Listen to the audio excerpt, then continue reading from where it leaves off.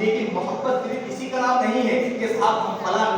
ولی سے محبت کرتے ہیں، ہم فلاں نبی سے محبت کرتے ہیں۔ علماء فرماتے ہیں محبت کا دعویٰ کرنا اور بات ہے اور اس پر دلیل پیش کرنا یہ بہت بڑی بات ہوتی ہے۔ محبت کا دعویٰ کرنا ہم سب نے دعویٰ کر لیا کہ ہم سرکار غریب نواز رضی اللہ تعالیٰ عنہ سے محبت کرتے ہیں۔ بہرحال آپ محبت کرتے ہو تبھی تو یہاں بیٹھے ہوئے ہو، ہم محبت کرتے ہیں تبھی تو ہم آپ کے پاس آئے ہیں۔ اگر محبت نہ ہوتی تو ہم اپنا قیمتی وقت یہاں پر کیوں خرچ کر رہے ہوتے؟ اور ہمیں یقین ہے کہ جو محبت ہم نے دنیا میں کی ہے انشاءاللہ الرحمن اس محبت کا صلہ ہمیں دنیا میں بھی ملے گا اور انشاءاللہ الرحمن آخرت میں بھی ملے گا۔ لیکن ایک بات میں آپ کے سامنے عرض کرتا چلوں، اگر کسی ولی سے محبت کرنا ہے اور کسی ولی کا فیضان لوٹنا ہے تو اس کے نقش قدم پر چلنا پڑے گا، اس کے بتائے ہوئے راستے پر چلنا پڑے گا۔ اور سب سے خاص بات اس کو دل کی تختی پر نوٹ کر لیجئے گا، اس کے بتائے ہوئے طریقے پر چلنے کے ساتھ ساتھ اس کے عقائد پر بھی چلنا پڑے گا۔ اس کا عقیدہ کیا ہے، ان کی سوچ کیا ہے، ان کا عقیدہ اللہ کے بارے میں کیا تھا، ان کا عقیدہ نبی کے بارے میں کیا تھا، ان کا عقیدہ صحابہ کے بارے میں کیا تھا، ان کا عقیدہ بزرگوں کے بارے میں کیا تھا۔ جب ہم غریب نواز رضی اللہ تعالیٰ عنہ کی زندگی نہیں بلکہ تمام اللہ والوں کی زندگی پڑھتے ہیں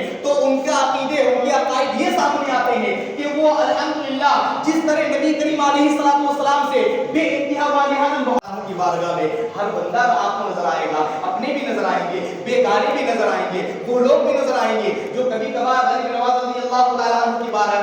میں طرح طرح کی باتیں کر جاتے ہیں، لیکن جب آتی ہے مصیبت، جب پریشانی آتی ہے، جب ان پر کوئی ایسی آفت آ پڑتی ہے تو بارگاہ غریب نواز یاد آ رہی ہوتی ہے، انہیں سرکار غریب نواز رضی اللہ تعالیٰ عنہ کا در یاد آ رہا ہوتا ہے اور اللہ تبارک و تعالیٰ نے انہیں یہ طاقت عطا فرمائی ہے کہ اپنے جاتے ہیں وہ بھی اپنی مرادیں پوری کر لیتے ہیں، بیگانے جاتے ہیں اللہ تبارک و تعالیٰ ان کے ذریعے ان کی بھی پریشانی کو دور فرماتا ہے۔ یہ اللہ تبارک و تعالیٰ نے سرکار غریب نواز رضی اللہ تعالیٰ عنہ کو شان عطا فرمائی ہے۔ میرے عزیزو آپ ایک مختصر سا واقعہ میں آپ کی گوش گزار کروں گا اور اس کے بعد پھر میں اپنی گفتگو کو آگے بڑھاتا ہوں۔ میرے عزیزو آج ہم سب قرآن شریف کی تلاوت کرتے ہیں، قرآن پاک کی تلاوت کرتے ہیں، لیکن ہماری زبانوں میں وہ تاثیر نہیں ہے، ہماری زبانوں میں وہ اثر نہیں رہا، لیکن اللہ والوں کی زبانوں میں تاثیر کیا ہوا کرتی ہے، اللہ والوں کی زبانوں میں کیا اثر ہوا کرتا ہے۔ آئیے زبان ذرا سماعت فرمائیے۔ سرکار غریب نواز رضی اللہ تعالیٰ عنہ کی مرشد کریم سرکار خواجہ عثمان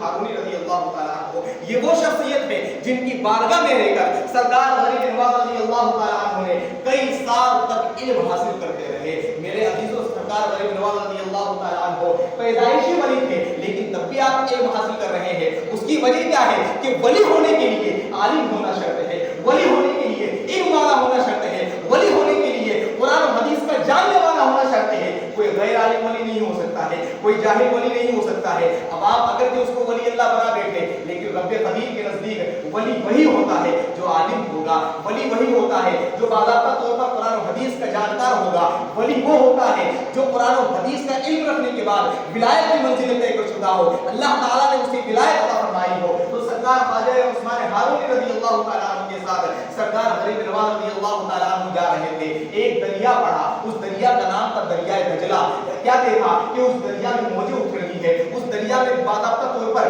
لمبی چوڑی موجیں اٹھ رہی ہیں اور آپ دونوں کو وہ دریا پار کرنا تھا۔ اب سرکار غریب نواز رضی اللہ تعالیٰ عنہ سوچ و بچار میں پڑ گئے کہ آخرکار یہ دریا کو ہم کیسے پار کریں گے؟ ابھی تو دریا کی حالت نظر نہیں آ رہی ہے کہ کئی گھنٹوں تک یہ باضابطہ طور پر شانت ہو، اس کی موجیں تو آسمان کو چھو رہی ہے اور ایسا محسوس ہو رہا ہے کہ کئی گھنٹوں تک ہمیں یہاں کھڑا رہنا پڑے گا۔ میرے عزیزو خواجہ عثمان ہارونی رضی اللہ تعالیٰ عنہ جو سرکار غریب نواز رضی اللہ تعالیٰ عنہ کے مرشد کریم ہیں، میرے عزیزو اگر پیر کا اندازہ لگانا ہو تو مرید سے اندازہ لگا لینا۔ جب سرکار غریب نواز رضی اللہ تعالیٰ عنہ مرید ہو کر یہ مقام رکھتے ہیں تو آپ کے پیر کا مقام کیا ہوگا، آپ کے مرشد پاک کا مقام کیا ہوگا، آپ کے مرشد کریم کا مقام کیا ہوگا۔ اساتذہ ملت اسلامیہ سرکار غریب نواز رضی اللہ تعالیٰ عنہ فرماتے ہیں کہ میرے مرشد پاک نے خواجہ عثمان ہارونی نے فرمایا کہ معین الدین اپنی آنکھیں بند کرو۔ آپ نے آنکھیں بند کی اور آپ جب آنکھیں بند کیے تو تھوڑی دیر کے بعد کیا دیکھتے ہیں کہ آپ دریا پار کر چکے ہیں، آپ دریا کے اس پار نکل چکے ہیں۔ سرکار خواجہ عثمان ہارونی فرماتے ہیں اے معین الدین اپنی آنکھوں کو کھول دو۔ سرکار غریب نواز رضی اللہ تعالیٰ عنہ فرماتے ہیں جب میں نے اپنی آنکھوں کو کھولا تو کیا دیکھتے ہیں، پہلے ہم دریا کے ایک کنارے پر تھے، اب ہم اپنی منزل طے کر چکے ہیں، ہم دریا کے دوسرے کنارے پر پہنچ چکے ہیں۔ میں نے پوچھا اے مرشد کریم آخر کیا وجہ ہے؟ ہم نے تو کوئی کشتی بھی نہیں پکڑی، ہم تو کسی طرح کا کوئی سواری بھی نہیں لی ہم نے، اور آخرکار دریا کیسے پار کر گئے؟ تو سرکار خواجہ عثمان ہارونی رضی اللہ تعالیٰ عنہ فرماتے ہیں میں نے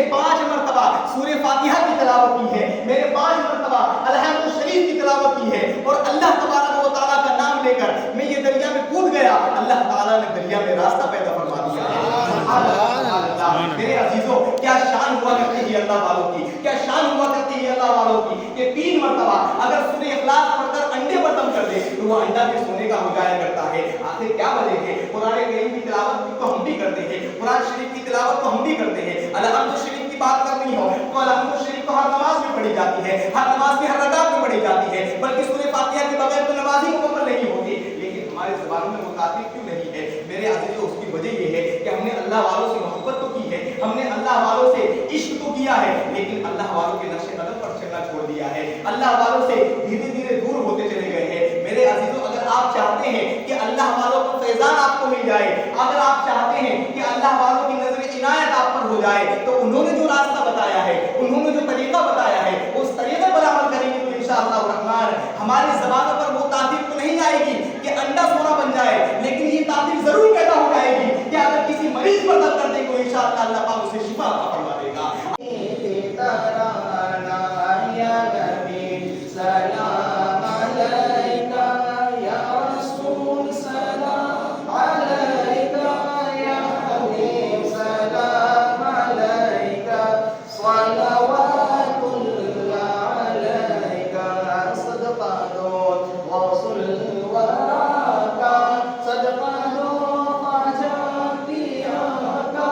صدقہ دو احمد رضا کا، صدقہ دو کل اولیاء کا، یا نبی سلام علیکہ یا رسول، سلام علیکہ